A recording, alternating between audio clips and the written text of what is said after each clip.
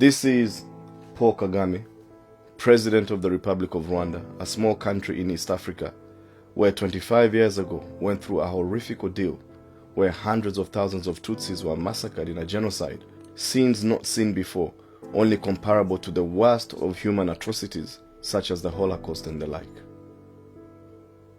This is Paul Kagame, who has been hailed by many as someone who has done wonders and miracles in the country that went through such horrific events 25 years ago. Here he is standing with many world leaders, receiving accolades and awards, and being hailed like some kind of savior of that nation.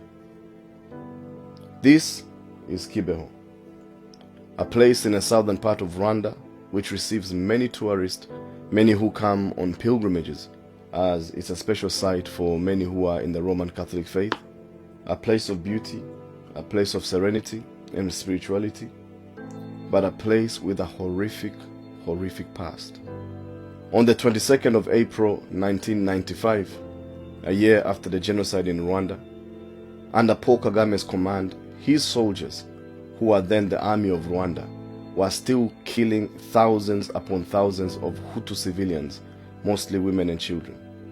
Many people, because of the war that had taken place since 1990, had been internally displaced, or culminated in a genocide in 1994 following the assassination of President Habyarimana of Rwanda and his Burundian counterpart, an assassination that was ordered by Paul Kagame and sparked this violence like never seen before, had resulted in many people moving from their homes. For Paul Kagame and his army, as they were advancing from Uganda into the country, were killing thousands and thousands of people in the northern part of Rwanda, and many of these people who survived these killings found themselves internally displaced within the country. Some of these people found themselves hiding in a place called KIBEHO, where the United Nations peacekeepers had set up a safe zone in which these people thought that they were safe.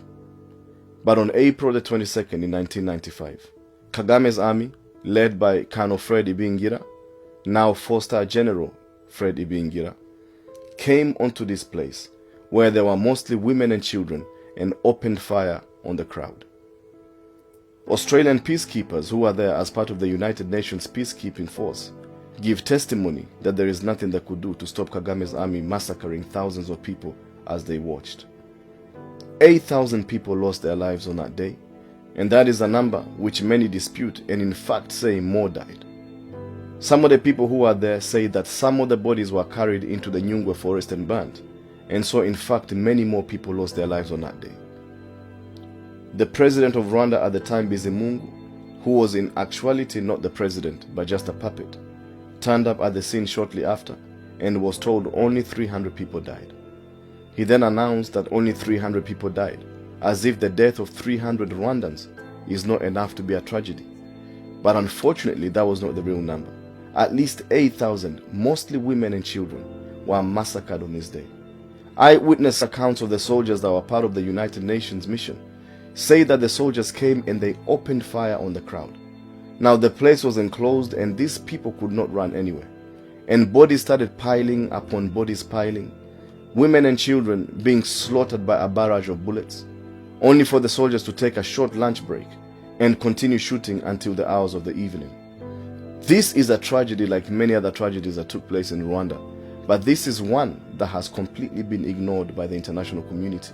Whilst Kagame travels from capital to capital around the world, being given honorary doctorates and awards, Human Rights Watch, Amnesty International have said that this is a man that leads a regime that is oppressive.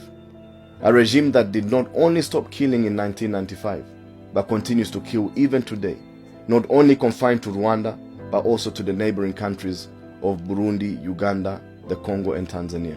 The United Nations, whose peacekeepers stood by and watched as these innocent people were massacred, authored a report in 2010 called the Mapping Report, in which Kagame and his army are accused of a genocide of millions of people in the Congo, and yet nothing has been done.